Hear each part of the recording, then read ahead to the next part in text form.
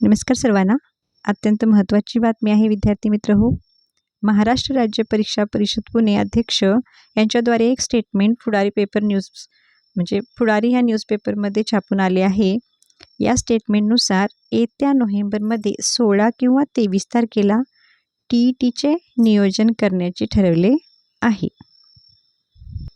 TET म्हणजेच शिक्षक पात्रता परीक्षा कोण देण्यास पात्र आहे ते आपण पाहणार आहोत.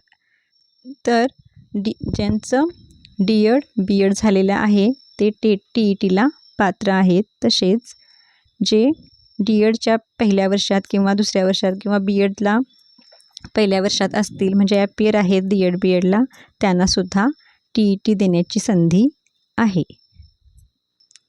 तसेच सुप्रीम कोर्टाच्या आदेशानुसार कार्यरत शिक्षकांनासुद्धा TET अनिवार्य करण्यात आलेली आहे. यापैकी फक्त विशेष शिक्षकांना काय केलेले आहे, सूट देण्यात आलेली आहे. म्हणजे जे कला विभागाचे शिक्षण विभागाचे शिक्षक जे रुजू आहेत सेवेत आहेत त्यांना या परीक्षेतून सूट देण्यात आलेली आहे. बाकी सर्वांना ज्यांना रिटायरमेंटसाठी निवृत्तीसाठी 5 वर्षापेक्षा जास्त कालावधी आहे त्या सगळ्यांना TET अनिवार्य आहे असा सुप्रीम कोर्टाचा एक आदेश आलेला आहे. आता त्यावर चर्चा सुरू आहे की ती अनिवार्य करावी की नाही त्यावर. तर त्याचा निर्णय तर होईलच. तर आपण पाहूया की आता या शिक्षक पात्रता परीक्षेसाठी वयोमर्यादा काय लागते. तर मित्र हो, वयोमर्यादाची अट TETसाठी नाही आहे. फक्त अभियोग्यता चाचणी म्हणजे TIT टेटसाठी काय आहे, वयोमर्यादा आहे. TET ही ऑफलाईन पद्धतीने होत असते आणि ही 150 गुणांची असते आणि 150 पैकी 60% गुण जो विद्यार्थी घेतो तो टेटसाठी म्हणजे TIT टेटसाठी पात्र असतो. आता आपण पाहूया की TET पेपर 1 कुणासाठी व TET पेपर 2 कुणासाठी म्हणजे TET पेपर 1 and 2 आपण पाहणार आहोत. आता हा मी जे समोर ठेवला आहे हा TET पेपर 1 आहे आणि ह्याचा तो सिलेबस तुम्हाला दिसत आहे.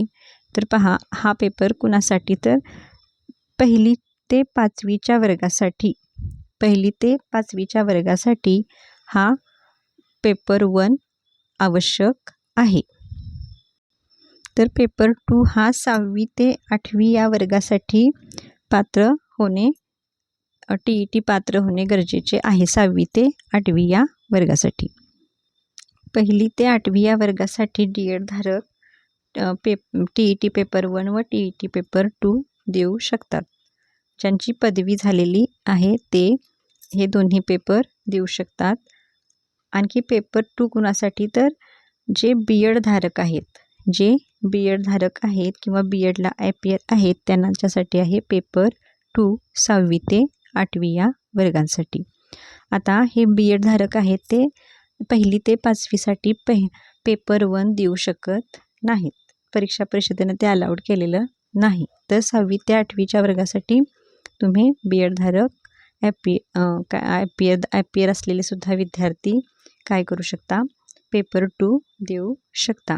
आणखी जे सेवेत रुजू शिक्षक वर्ग आहेत व ज्यांचे 1ली ते 5वीसाठी काय आहेत सेवा करत आहेत आणि त्यांना प्रमोशन हवं आहे 6वी ते 8वीसाठी, तर त्यांनासुद्धा TET पेपर 2 पास करणे आवश्यक आहे. तसेच 9वी ते 12वीसाठी TET पात्र असणे गरजेचे नाही किंवा TETची आवश्यकता नाही. तुम्ही डायरेक्ट TIT टेट देऊ शकता. आता हा जो समोर पेपर आहे प्रश्नपत्रिका आहे त्यामध्ये मी TET पेपर 1चा सिलेबस दिसत आहे. पहा तिथं मराठीचे प्रश्न 1 ते 30 या विभागात असतात. त्यानंतर इंग्रजीचे प्रश्न त्यापुढील 31 ते 60 विभागात असतात. एकूण 30 प्रश्न असतात आणि 30 गुण असतात.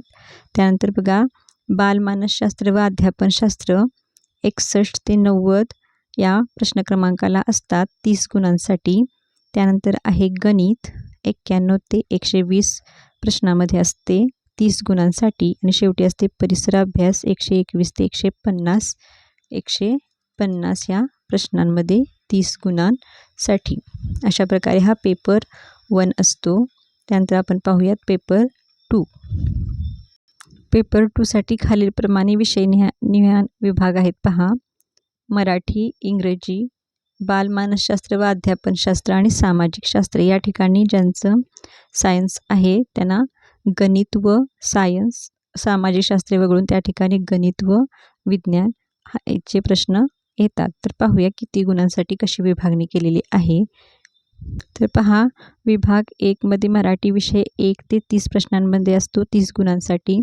नंतर विभाग 2 मध्ये इंग्रजीचे प्रश्न येतात 31 ते 60 या विभागामध्ये प्रश्न क्रमांकामध्ये 30 गुणांसाठी. त्यानंतर तिसऱ्या विभागात येतं बालमानसशास्त्र व अध्यापनशास्त्र 61 ते 90 या प्रश्न क्रमांकाला 30 गुणांसाठी.